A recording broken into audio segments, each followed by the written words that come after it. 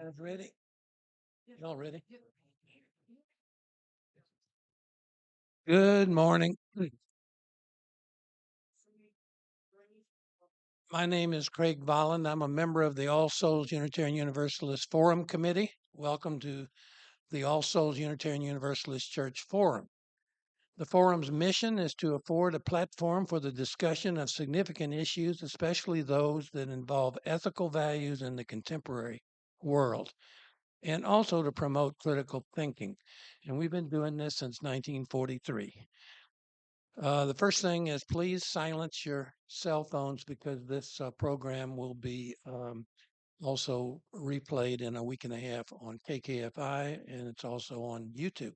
And we'll have others watching. This morning we have a really interesting program and very timely since it's almost spring. I think Monday is the beginning of spring. We're going to talk about the local food scene, and actually Kansas City has a wealth of these kinds of opportunities and has been growing in this way for some years. We're going to start with Kyra Gross. She's a manager of the Brookside Organic Farmers Market, which is located at 6425 Warnell Road on the Missouri side. And then we have Alicia Ellingsworth. She's executive director of the Kansas City Farm School and Market. That's at Gibbs Road, which is east of 635 in Kansas City, Kansas, but almost over to the state line as well. So we'll start with Kira. Sure. Hey everybody, I don't talk into a microphone all the time, so just flag me if it's sounding crazy. I titled my presentation, Not Just Another Farmer's Market, and I hope by the end of this you'll kind of see why. But I'm Kyra Gross, Kansas City local. I apprenticed for New Routes for Refugees, which is an amazing nonprofit here in Kansas City that trains organic farmers who are recently resettled refugees in Kansas City. I'm also on the Missouri Farmers Market Association board. That's just a collective of all the Missouri farmers markets, and we all get together and talk about how to make farmers markets better. I'm also the market manager of Brookside Farmers Market, and I've been with them for 3.5 years. So hopefully I learned something in that time. So this is Brookside Farm. Oh wait, sorry. Here we go. So Brookside Farmers Market. The market is a bridge between Kansas Cityans and their local food source. All of our vendors are the actual farmers and makers. You will find no middleman here. Those who grow, raise, or make every product are the ones that sell it to you directly. Everything sources from within 150 miles of Kansas City. And most importantly, our vendors are committed to practices that steward our soil, water, and natural resources. I also just want to say that all these photos are actually from our market, um, and which I think is amazing. Um, we're lucky to be around beautiful food. This is a poster I like to share. That's just kind of shows the close food circle that we have at our market. You can see that the food comes from within 150 miles, and that we bring it to market every Saturday. I like to share kind of eating local 101 for people that may be new to the farmers market, maybe new to eating local food, may not even really know what local food is. And so these are some questions that I like to prep people with for if you go to a farmers market or you're in a place where you're buying food, some questions that you can ask to help you understand your food better. Do you grow all the food products that you sell? This is kind of a weird question, but it's very common at farmers markets for people to resell produce. So they'll go buy it from a store and then resell it to you at the market. This is a common practice in a lot of farmers markets, and so it's good to have some discernment when you're going to the market. So, do you grow all the food products you sell? Two, do you use synthetic pesticides or herbicides? That is a very basic question. And if a grower can't answer that, that means they probably are. I've been to the city market before or another market and asked this question and have been met with, some weird feelings. But if somebody is not using them, they can clearly say that they are not. So this is a good question to ask if you're curious about where your food is coming from and how it's being grown. Did this meat, eggs, or dairy come from animals that have regular access to the outdoors? This is a very common practice for people that raise animals organically or regeneratively. They have access to outdoors. It's very common, Tyson meat, conventional meat. A lot of times they do not go outdoors. And so, if you are interested in eating more ethically raised meat, this is a good question to ask somebody when you're buying meat at a market. What do your animals eat? Do the animals feed contain any genetically engineered grains? So it's very common for cattle and other livestock to be fed GMO grains. And so it's a good question to ask if you're interested in local organic meat. What are the animals eating? And then lastly, is your produce organically grown? How do you define organic? And so we'll kind of talk a little bit more about the word organic, how we use that word, what it means in the US. It's a very loaded word. And so I think it's great to have a conversation when you're buying food from people. How do you define organic? So Brookside Farmers Market, I want to emphasize we're not just another farmers market. All of our vendors are required to grow or make their products using organic agricultural practices and using organic ingredients. So what is organic? Organic is produced or involving production without the use of chemical fertilizers, pesticides, or other artificial agents. In the US, this is a protected term for those who are USDA certified. But there are some organic certification alternatives that are not just the USDA. We have the participatory guarantee system, which was made popular by IFOAM, which is an international federation of organic agricultural movements. The USDA organic certification didn't begin until 2002, so you could not be, organic certified in the US before that time. And so there's other systems in place internationally that predate the USDA certification that allows growers to show consumers that they're growing organically. We also have another certification I like to bring up called Certified Naturally Grown. This is very much smaller scale. It's not a federal certification, but it's a way for, again, growers to show that they're growing organically. It's a little bit more cost friendly. And it's also related to good for smaller micro farms.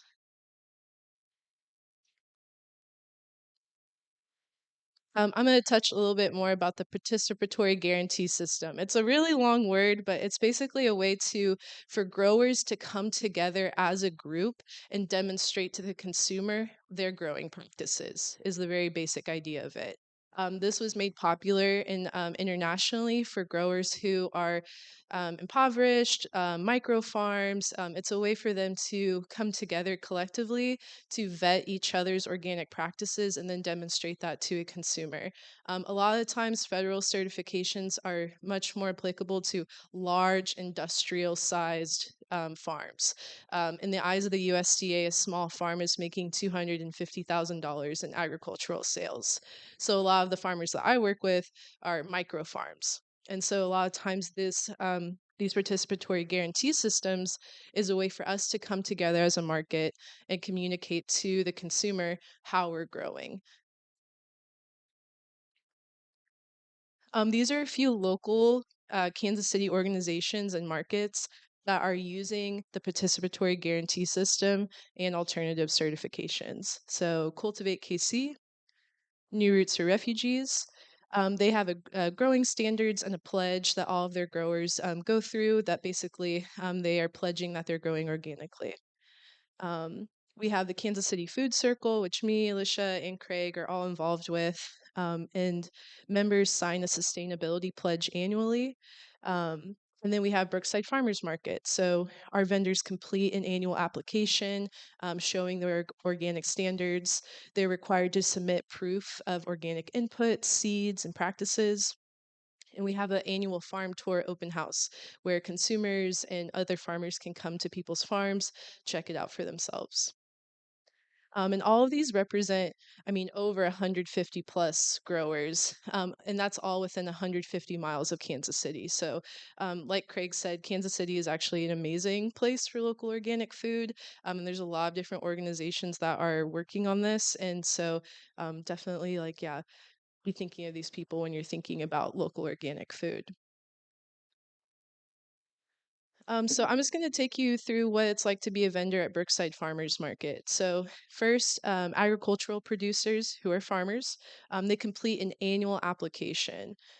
This is modeled after some of the other certifications I talk about, but basically it's a way for them to describe how they're growing. And so it's like, where are your seeds from? What do you put in your ground?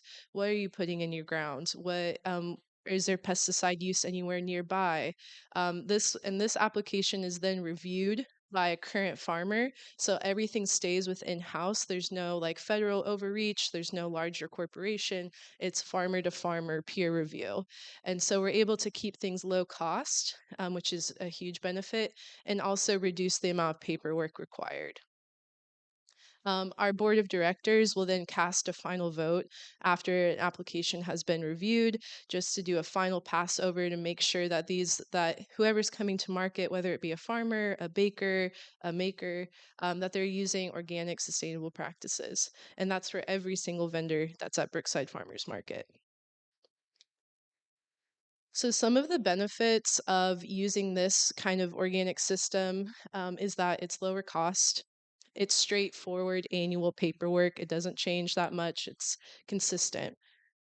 It's a horizontal structure versus going up federally. So the people who are reviewing your application are your farmers next to you at market. So it's a horizontal structure. This is suitable to smallholder agriculture. Like I said, a lot of the farms that we're working with are micro farms. So a system like this is really beneficial for them. There's more transparency. We're able to talk with each other at market, at our meetings. There's more transparency with one another about what our standards are, and they have changed over the 20 years that we've been together as a market. We're also to create a community of like-minded growers. A lot of the comment that we get a lot at market is that farmers want to be at our market largely because of the community of growers. When you're a farmer, you're at your farm all the time, you're kind of secluded. And so coming to the market where you are with 40 other growers, makers, that's very powerful and something that's important at our market. And last, we're able to promote beyond organic standards. And when I say beyond organic, we have standards for soil health and biodiversity that are not included in the USDA organic certification. And so on our application, people have to talk about their soil health, how they're improving their soil health, sharing soil tests over time, and then biodiversity. We want to see how they're promoting biodiversity on their farm. And these are things that are not included in USDA certification. Some of the challenges is consumer awareness. So that's definitely why we like to come out and do things like this, because we want to let y'all know what we have going on at market and why it's special and why it's different than other farmers markets. And so there is some misconceptions. And so it's really important for us to go out, talk with people. Farmers are busy on their farm, and so they don't always aren't always able to come out and do things like this. And so I feel really privileged to be able to speak on their behalf and connect with people that are going to care about local organic food. Our volunteer structure. So Brookside Farmers Market is run by a board of 12 directors and then one full-time employee, which is me. And so that's a very, very small footprint, but we're able to do a lot with a little, but it does come with some challenges. Process for non-compliance to standards. This has changed over years, especially over time. How do you deal with a grower that's out of compliance? And this is constantly a conversation. And there is a guidelines for it, but it's something that's a conversation. There's been kind of a loss of confidence in organic. I think over time, we see it more on shelves. It's more common, but it's kind of placating. We see the word organic and we think like that's doing what it needs to do, but there's another piece to it, and that's that local piece to it, local and organic. Minimal regional impact. So we're really trying to come together as a local organic food scene and make a significant impact on food in the Midwest, in Missouri and Kansas. There's a lot of potential, and I think that through COVID, we really saw the importance of local food and having food close to you. And that is changing. And so it is a challenge, but it's something that I think we're rising up. This is a actual farm, Hedgewood Farm. They did an open house tour, and this is just some like information I pulled from them. But we feel like we can help feed other people good, healthy, clean, whole food and help the environment at the same time. We provide local families with real, healthy, and delicious whole food choices, breaking from the conventional farming practices of pesticides, GMOs, herbicides, hormones, and antibiotics, while restoring land and healthy animal welfare.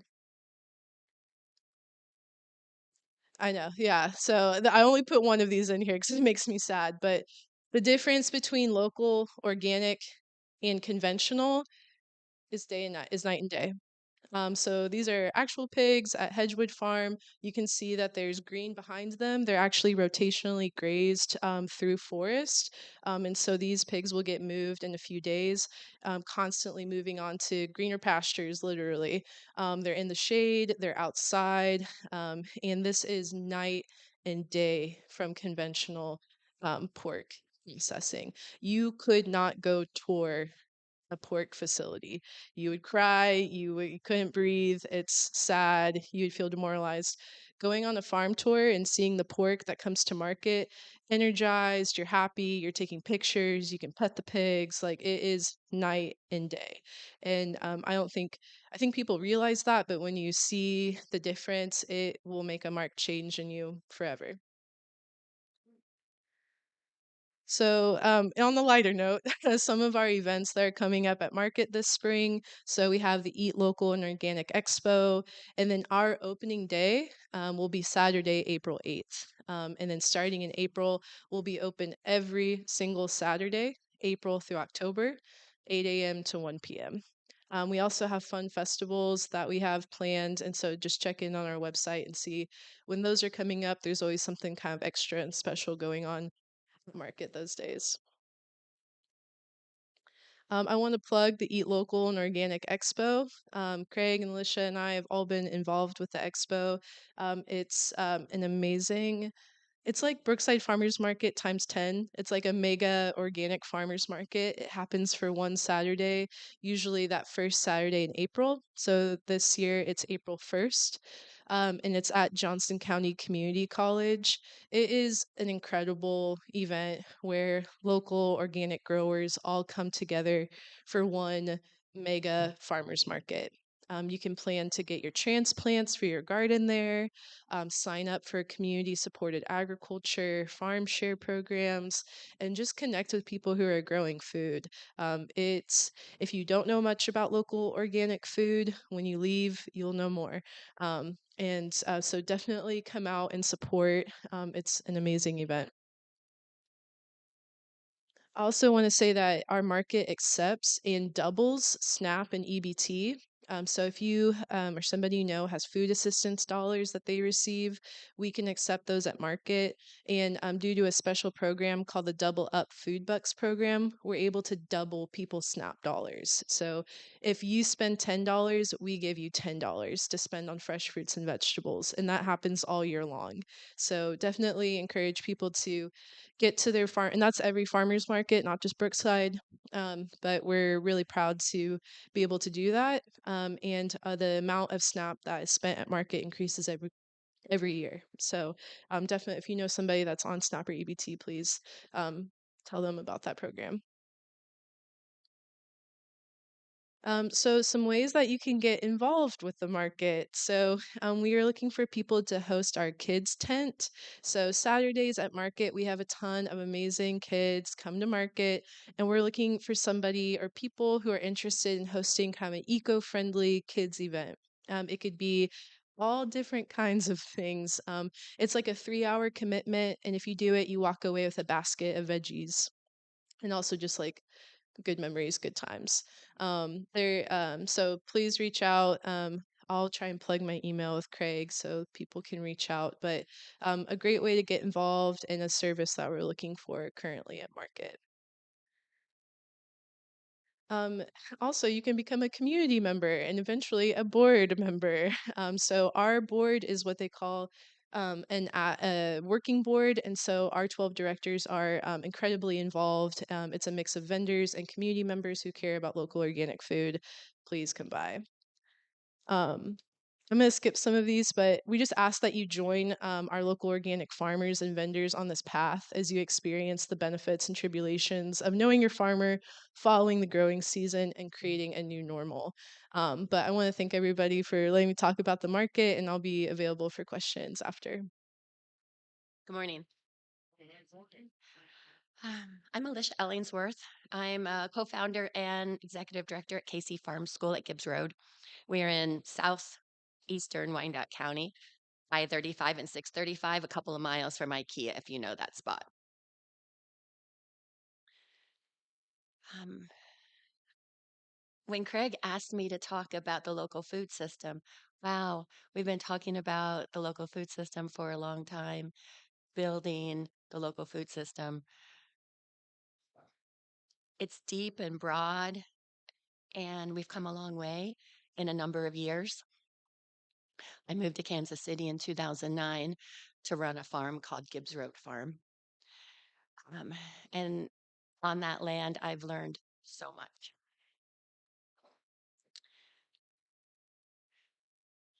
We buried one of our um, comrades yesterday, Sam Davis. Sam has been grew food his whole life. He was 77, so that's a pretty long time. He was the site manager at Juniper Gardens Training Farm. He guided along the farmers that Kyra is talking about, the farmers in the New Roots for Refugees program. Um, 16 farmers a year over what I heard, what that meant to me is like stepping forward, get in line, step forward, understand who you are, understand your place in this world, and grab that opportunity and step and start making change. At the same time, he would always tell me to slow down. Like I said, he was an old man and he had that wisdom that it's not always an urgent thing that we need. It's not always fast and quick and without thought, but slowing down so that you can take those nice measured steps forward. So, Craig asking me to talk about the local food system. You know, we have producers, we have markets, we have wholesale, we have school gardens, we have local organic, we have composting. We have all the pieces. Um, I think not often do we name names of the people who have been doing this work, who have spent their lives dedicated to us, dedicated to feeding us, dedicated to feeding people they will never know. So I thought I would slow down a little bit today and name some of those names. Craig is one of those names that we should know. Craig started the KC Food Circle more than 30 years ago. And so when Kira is talking about the local food expo, when she talks about all the farmers she works with, the farmers that are in Kansas City, a lot of them have Craig to thank. The person who invited me to Kansas City is Catherine Kelly. This just needs to stay here for a minute, right? Catherine Kelly helped start the Brookside Farmers Market. She helped start the Growing Growers program. She's a co-founder of Cultivate Kansas City. She invited me to town, and at my interview, when I stepped foot on Gibbs Road Farm, I felt an upswell. And it felt like multiple spirits getting behind, like this feeling behind and up and lifting me forward. And there was this sensation of, thank God you are here. Let's get busy. And these words and this feeling has stayed with me all these years. And I think others feel it and has helped us have energy for this work, have space to share the work, and has given us reason to celebrate so much that we've tried to accomplish. Now I can change this. So, right, it starts with possibility. A crew member on my farm 10 years ago found this sun gold green cherry tomato. It's a sun gold variety out in the field, growing still on the vine, growing, and somehow growing inside a robin's egg. We were washing vegetables at the little shed of a wash stand we had. And she brought it up and just held it. And as busy as we were, as tired as we were, as much work as we had to still do, we all stopped and looked and wondered for a minute, which really didn't happen much in those days because we were full steam ahead. There was such a need to do things faster. But we stopped and we looked, and this photo still today, all these years later, takes me to that place. So Catherine Kelly farming on this land. I'll name Daniel Dermitzel, who was the co-founder with Catherine. Janet and Joel have been involved with local food and joined Cultivate KC and helped really promote and echo out the word of local food over all these years. Ami Freeberg is another person. If you know about local food, Ami Freeberg deserves a lot of credit for that because a she was a marketing person. She told the story so well and has for so long. Dina Newman started Casey Bugs. Dina Newman was the person who got the Ivanhoe Farmers Market, the Ivanhoe neighborhood really gathered together around this farmers market. Carolyn, who we know at this church, um, provided forum for people to share their stories. I spoke 10 years ago because Carolyn invited me to speak. Carolyn also used to hold movies. Maybe you still have movie night. Queen of the Bees was one of the movies that we saw that she showed for us 10 years ago.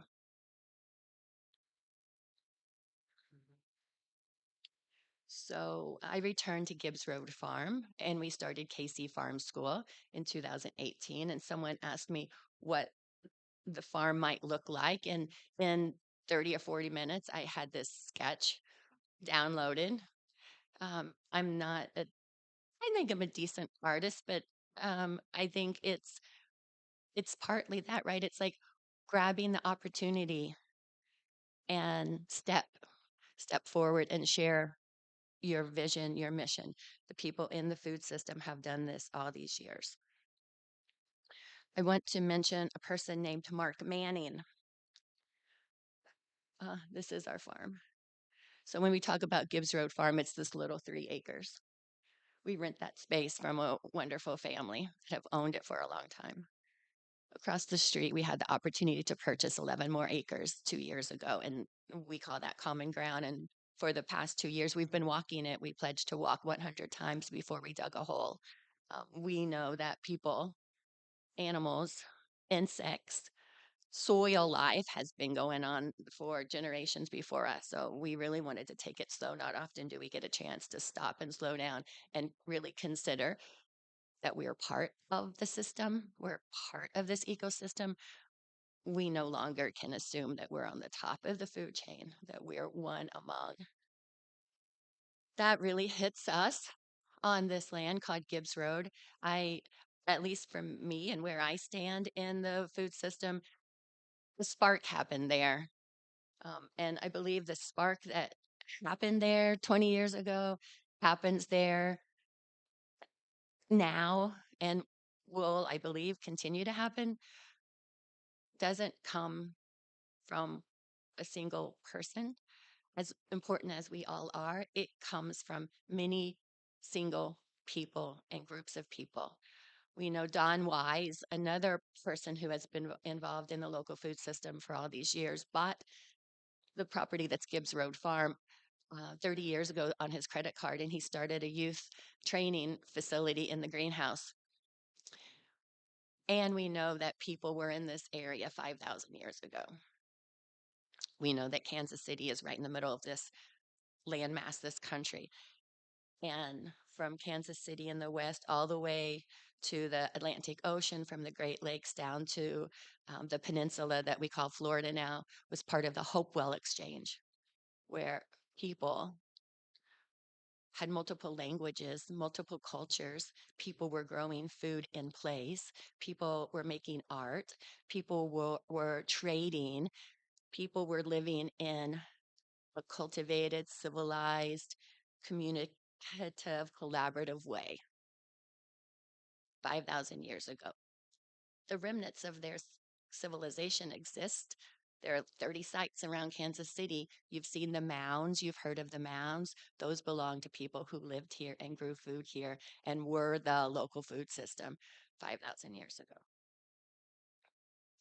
So, as we know this land and as we accept the fact that we right now are standing on stolen land that belonged to the Hopewell Exchange and the descendants, um, it connects us again to the land, to the history, which we have to accept so that we cannot repeat. And in a beautiful way, it ties us together to all the creatures that are on the land currently. This is the 6,000 square foot greenhouse at Gibbs Road Farm. That's part of KC Farm School. This is Catherine Surser. You may have purchased her vegetables at the Brookside Farmers Market. She is the farmer at Pat and Rachel's garden. Pat and Rachel Garden is part of the KC Food Hub, as are we, as are 27 other growers, members of the local food system, right? So Catherine had the winter off from Pat and Rachel's in 2018-19, that winter, and she showed up for us and cleaned up the greenhouse and cleaned up the farm and brought it back into shape. Catherine Surser, perhaps like Kyra, is not a person who's going to step in front of you very often and celebrate all that she's done. Catherine's been growing vegetables very quietly out in Olathe for nearly 10 years. Kyra has made a huge impact in this community in a short amount of time, putting her head down and sharing what she has.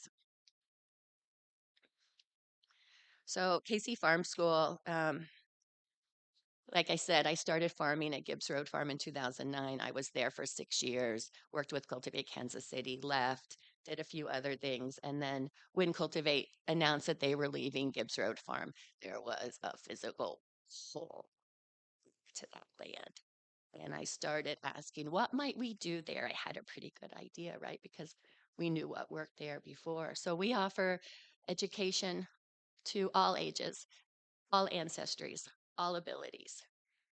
We have Saturday farm club for 4 to 8 year olds, summer camp. We have a paid apprenticeship program for 13 to 17-year-olds. We have a program called Let's Grow Wyandotte that is nearly 500 backyard growers that we provide support for, free plants, free supplies, mentorship. And an interesting thing that grows out of that is community. These neighbors are realizing that they are neighbors, are knowing each other, are showing up for us, or showing up for each other. Some of the events that we've had in the greenhouse. We talk about regenerative agriculture. Our land has been organic for more than 30 years. We stopped tilling, we stopped using machines 2 years ago, and it's amazing what you see when you stop using machines. Life comes back, right? When you stop and think that there's more life in a handful of soil than all the humans that have ever lived on the face of the earth, it slows you down a little bit, right? And it forces you to consider So this was before we stopped tilling, but this is Sharon Autry, another person in local food system. Some of the things that we do. This is our Let's Grow Wyandotte, one of our members. She lives down the road from us. So we talk about a thing called the circular economy, and I think farmers have been operating in this circular economy for ever. Things that Kyra referred to, part of the circular economy, but it's really the idea of sharing what we have so that we can all have what we need. I don't want to assume, and I'm not downplaying the privilege and the complete lack of opportunity that some people have. So the difference. Um, so that's why I say we can, right? So if we all share what we have, then we can all have what we need. At our market, we have a pay what you're able. We do barter agreements. We know that we would never be able to get done all the things that we do if we were just writing checks.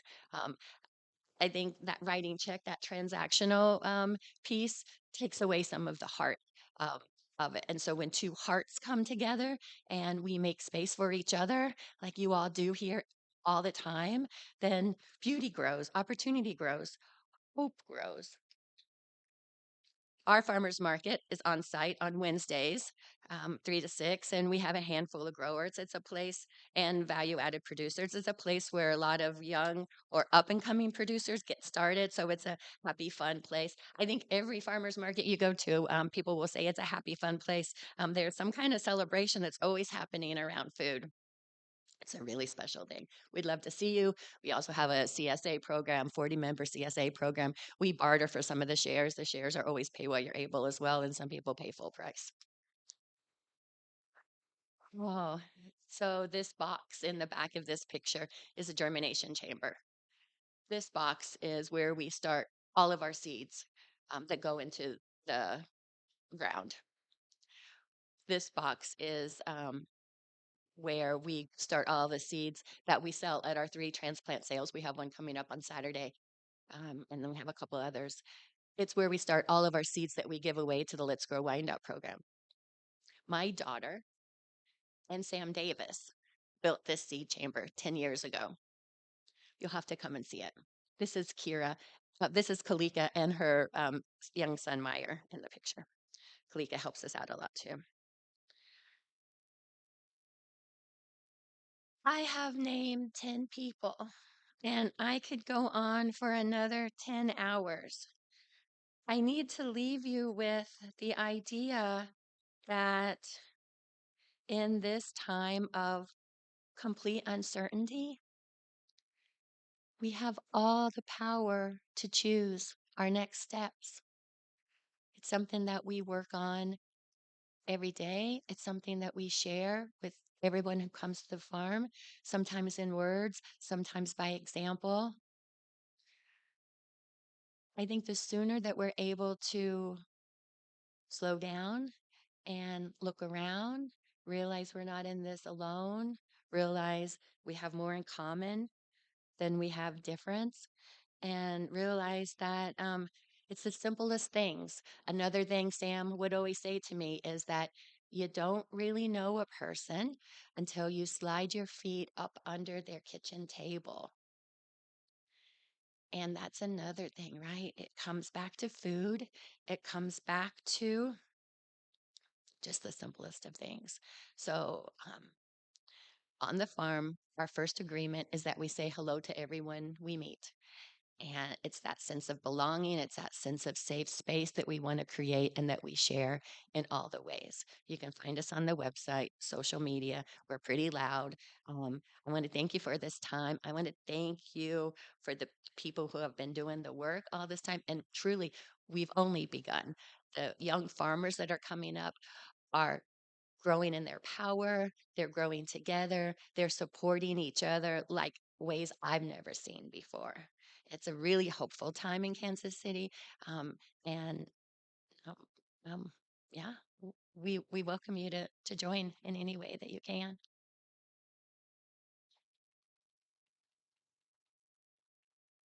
Wow, that was great. it's a way of actually controlling your existence when there's so much going on. I mean, it's so basic to eat. Well, that's one thing we can control because we can grow this stuff. We don't have to get it from California. I'm not on the program, so. Okay, we're going to have first we're going to take up a collection in support of the church, and then we're going to have questions and answers. But first, I want to mention what next week's program is. It'll be John Mueller. The subject is the stupidity of war and the exaggeration of threat. Mueller is a prolific author and political scientist of Ohio State University and the Cato Institute.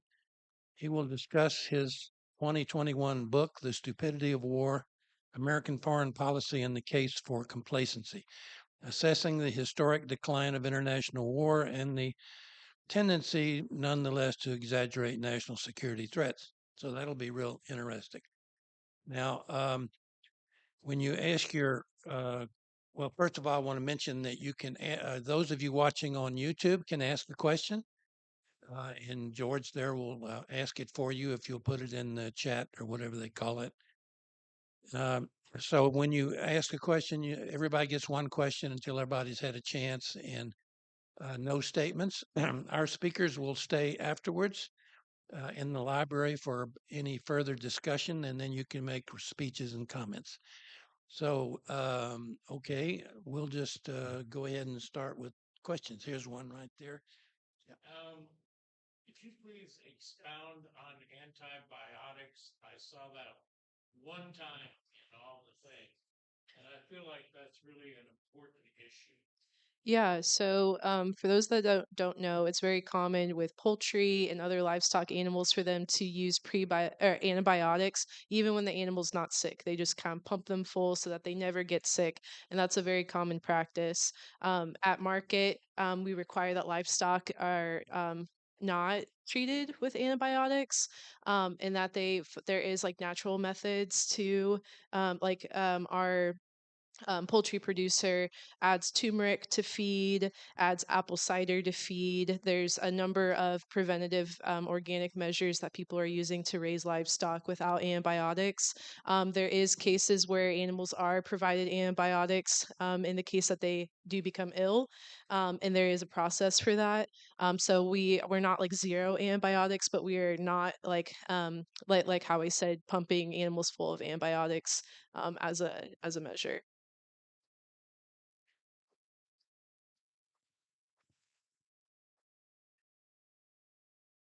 Could either or both of you talk a little bit about the phrase or the word greenwashing?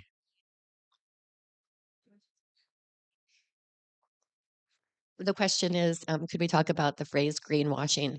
And I guess the flippant answer is like we've arrived, right? If people are trying to copy green or organic, then there's something to it. I don't often focus on what I don't want to do or where I don't want to go. I think we can talk about greenwashing people co-opting the idea of organic or environmental sustainability. Um,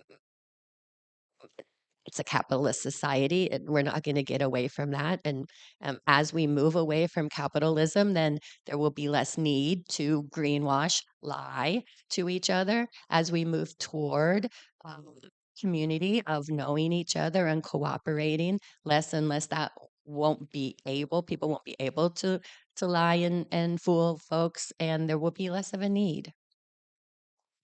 Yeah, I totally agree. I do think about greenwashing, and I think it's the local piece that kind of cuts that in half of actually knowing your community. And a lot of times, greenwashing happens with like corporations or things that people are trying to sell to you. But when it's a local scene, that happens way less. And kind of those Eat Local 101 questions, I think, can help kind of cut through some of those greenwashing tactics. Other questions?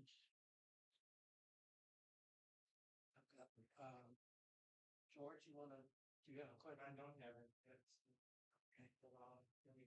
I'll think of something. I've got one. I can't express more of the opportunity to learn about this and meet the farmers. The original purpose of the Eat Local Organic Farmers Expo, which started in 1999, was two part. One was to help vendors, actually new vendors, get their word out.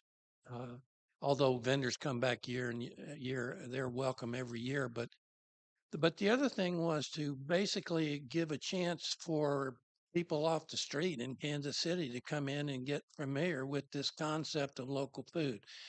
So I can't emphasize more the value of attending this on April 1st. But along those lines, I'm going to now ask the question. Right. I just violated forum rules. Uh, but is it going to be in the gymnasium as usual at Johnson County Community College? Yeah, so the Eat Local Organic Expo will be at Johnson County Community College in the gymnasium on April 1st. It's 8 a.m. to 2 p.m., kind of normal farmers market hours. And there's free parking. It's free to attend. And yeah, bring some cash with you, maybe. Yeah, in a bag. And don't they have some presentations and maybe music and stuff? Or I haven't been in part of the organization this year, so. Yeah. No, there's definitely like things to do. Like definitely bring some kids around. There's plants to look at. They have little activities. There's definitely going to be informational things going on. It's going to be a really great event to just connect in multiple ways. Yeah.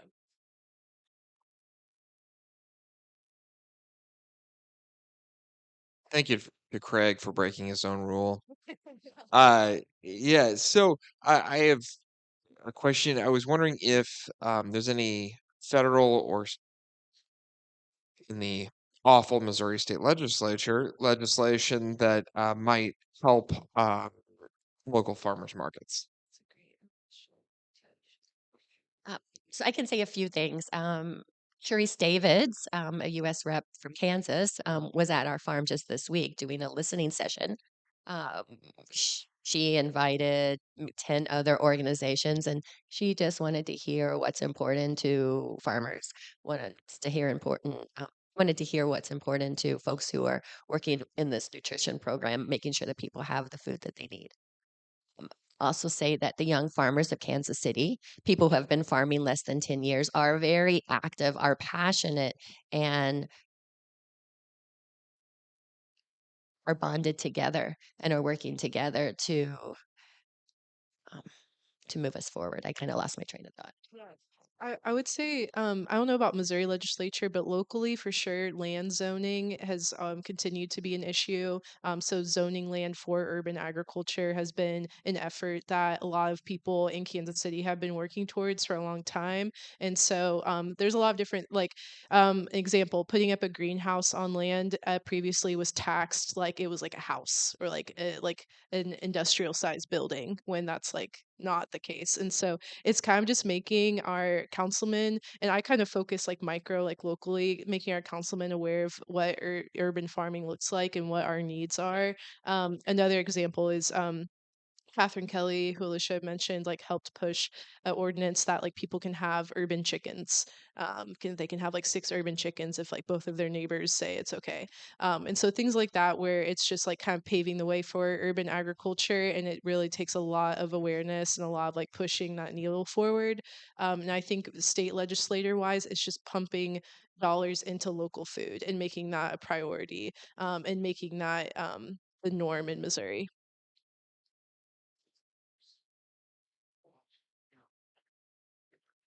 The Kansas City Food Initiative, there's a sustainability pledge. Could you talk a little bit about what the pledge is? Yeah, that's a great question. So he asked, the Kansas City Food Circle has a sustainability pledge, and that was one of the alternative organic certifications that I had put up.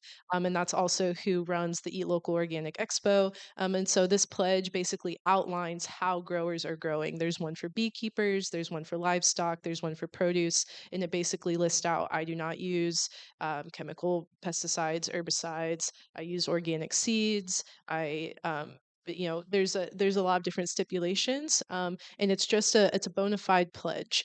There's no inspection. It's a bona fide pledge, and it's through good faith, and it's reviewed by currently Casey Healthy Kids, who looks over that program. And so that's a bona fide pledge. It's basically a way for us to identify each other more than anything. It's not really a vetting survey. It's a way for us to kind of create a roster of who is growing local organic within 150 miles of Kansas City.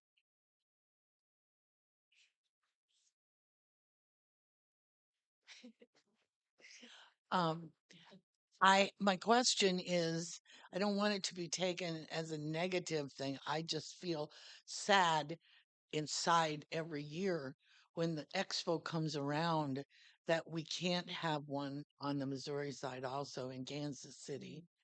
And I'm wondering if that's ever going to come back. We used to do that. But I don't, I mean, wonderful things are being done. I just feel a little sadness about that. Yeah. Yeah. Casey Healthy Kids are a group of people who have taken this up. And for the first time, people are getting paid to make Casey Food Circle happen. Craig and the people after him for 30 years were making this incredible organization that made such incredible change happen without getting paid. People were working 30, 40 hours a week without getting paid. So I think, Janet, we're headed toward a good place where people need to get paid for the effort that they do.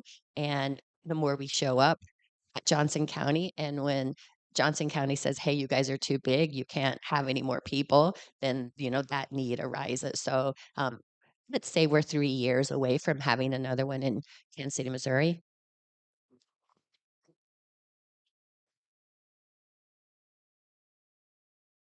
As you know, Cultivate is going to have to leave their premises.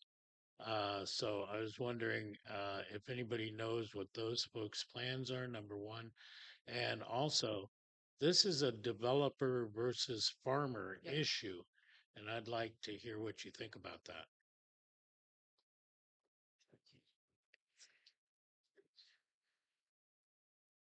Young farmers are talking about land access. It's huge, right? And until farmers can own the land that they're growing on, we're going to have this problem over and over and over. Until cities start, until individuals in cities start putting food first, then we're going to have this problem over and over. We are so fortunate we own 11 acres. And so we have that security, as much security as there is. The last I've heard from Cultivate is that they don't know yet. They are searching for land. They really want to stay in Midtown KCMO, but we also know Midtown KCMO has um, just mushroomed in activity and cost in the past few years. Um, they know now that if they didn't know before, but they know now that they have incredible support from the rest of the farmers in this area. We've written letters, we go to the hearings, we speak up. This might happen, it looks like. People at Cultivate say it's likely that they will be leaving. They don't know where they're going to go, but I really think that this is one step toward never happening again. We have to, at some point, if we're going to survive, prioritize food in the land that it grows on. Yeah, I want to add to a lot of urban farmers in KCMO and KCK are farming on land bank land. And so they're able to get these short-term leases at a low rate to farm, but it's not stable. Those leases can end abruptly, which is the case of Cultivate KC. If you all haven't been by there, it's like it's like acre urban farm in like 39th and Warnall, or not Warnall, Warwick. And they had a 20-year lease, and it was cut after maybe 2 years, 3 years, because developers wanted to move onto that land. And that was after they put up like 100-foot greenhouse, they put up education areas, they improved the soil, they cover cropped, they had animals on it. I mean, that's from a farmer perspective, like that's the most heart-wrenching part of like building up your soil. Like you can't take that with you. And so, yeah. Yeah, I know. Yeah, I was like, yeah.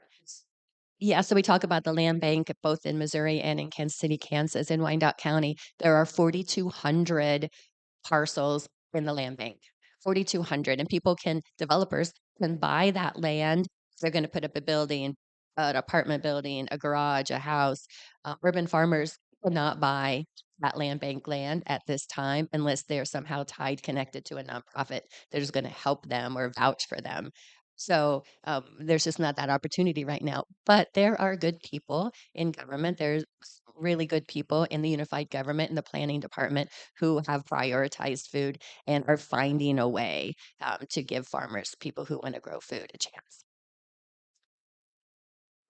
The egg crisis of the year was basically an issue with CAFOs. Do you see other tipping points for other products that will be coming ahead that Americans were going to see like a tremendous raise in price of pork, or and your thoughts about that? It's hard not to be a little bit angry about this. Yeah. Um, Everything that we eat is at risk every day, is at risk. There is no security in food for anybody, whether there's no money in your pocket or whether your pockets are loaded. There's no food security. We saw that in 2020 when the pandemic hit. Overnight, food went away, people panicked. I'll tell you, local farmers had one of the best years of their careers in 2020 because all of a sudden people look to them to grow the food. Do you know what happened in 2021?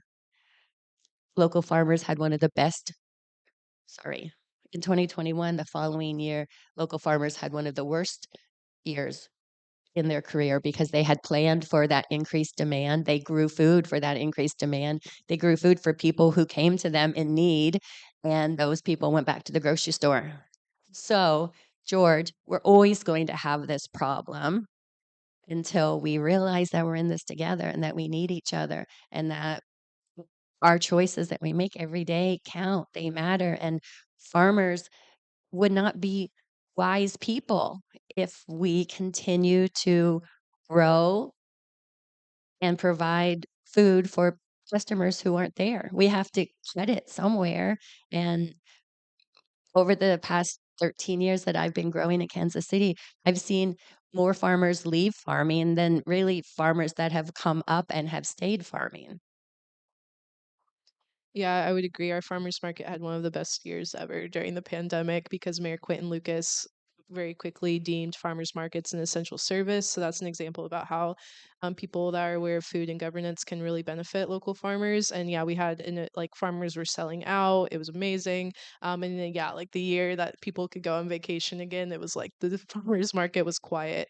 And you know, working in the farmers market for 3.5 years, when I go to the grocery store, it's like weird seeing like lettuce all like wrapped up and like in plastic and stuff. Like it just looks weird, and like seeing peppers like vacuum sealed, like it just looks weird. Like whenever you start accessing local organic fresh food, it's like your mind is confused when you're trying to buy these like big store things. And like for me personally, greens I try and buy from the market. I don't know. I don't like the idea of like bagged romaine coming from being in a truck and getting to me. And so bagged greens, and then meat for me is like what I personally purchase the most at market. I think it's like the hugest difference for me.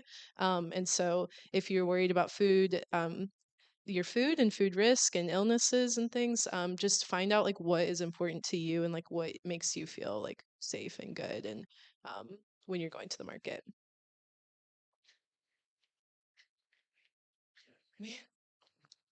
I think we're out of time, but that was just a spectacular presentation, and thank you very much.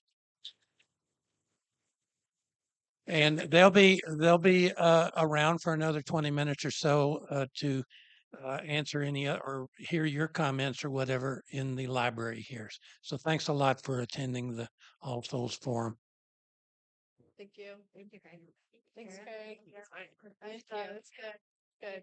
Good.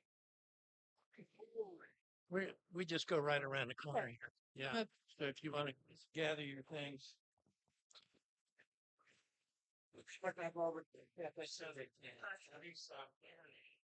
You've earned a good lunch.